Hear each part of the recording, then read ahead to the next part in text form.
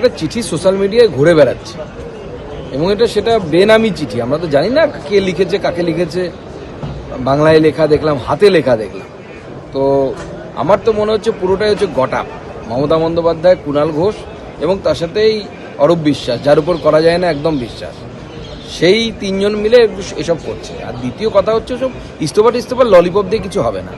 যারা বাঙালির মান সম্মান ভুলুণ্ঠিত করলো, লজ্জায় মাথা কাটা গেল, মুম্বাই পারলো, দিল্লি পারলো, হায়দ্রাবাদ পারলো, আমরা পারলাম না, তাদের একটাই সাজা হতে পারে, সেটা হচ্ছে অ্যারেস্ট বা গ্রেপ্তার।